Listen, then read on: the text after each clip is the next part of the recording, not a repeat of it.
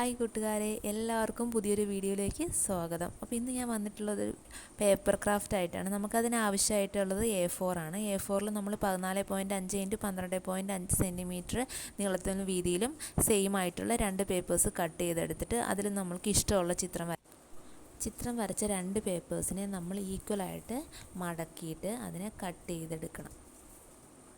വരച്ചിരിക്കുന്ന paper attach ചെയ്യുന്നതിന് വേണ്ടിയിട്ട് 29 into 25 centimetre നീളവും വീതിയുമുള്ള ഒരു പേപ്പർ നമുക്ക് ആവശ്യമായിട്ടുണ്ട്. അതും ഇതേപോലെ തന്നെ നമ്മൾ സെയിം ആയിട്ട് ഈക്വലായിട്ട് മടക്കിയിട്ട് എടുക്കണം.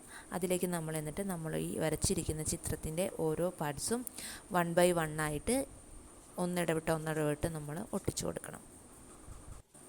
ഒട്ടിച്ചു കൊടുക്കാൻ നമുക്ക് പശ യൂസ് ചെയ്യാം. ഞാനിവിടെ യൂസ് ചെയ്തിട്ടുള്ളത് ഡബിൾ സൈഡ് ടേപ്പാണ്. നമ്മുടെ കയ്യിൽ എന്താണോ ഉള്ളത് നമുക്കത് എടുത്ത് ഒട്ടിക്കാം.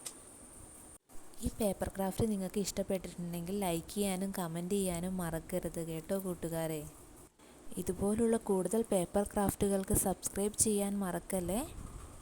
നമ്മൾ യൂസ് ചെയ്യുന്ന ചിത്രത്തിനെ ബേസ് ചെയ്ത് നമുക്കിതിനെ birthday card, teachers day card, അങ്ങനെ ഓരോരോ രീതിയിലുള്ള കാർഡുകളായിട്ട് ഇതിനെ കൺവേർട്ട് ചെയ്യാൻ പറ്റും.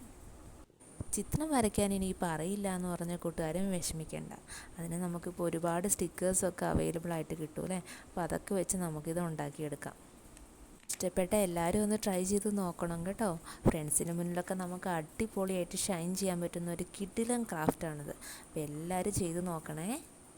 ഫ്രണ്ട്സിൻ്റെ മുന്നിൽ ഷൈൻ ചെയ്യാൻ പറ്റിയിട്ടുള്ള പലതരം കാർഡുകൾ ഞാൻ ഇതിനു മുമ്പ് ചെയ്തിട്ടുണ്ട്. അപ്പോൾ കാണാത്തവരുണ്ടെങ്കിൽ ഉടൻ തന്നെ ഷോർട്സ് പോയി കാണണം കേട്ടോ. എല്ലാവരും അതൊക്കെ ഒന്ന് ട്രൈ ചെയ്ത് നോക്കണം. സപ്പോർട്ട് ചെയ്യുന്ന എല്ലാവർക്കും താങ്ക്സ്. അപ്പോൾ അടുത്ത വീഡിയോ ആയിട്ട് ഉടനെ കാണാം.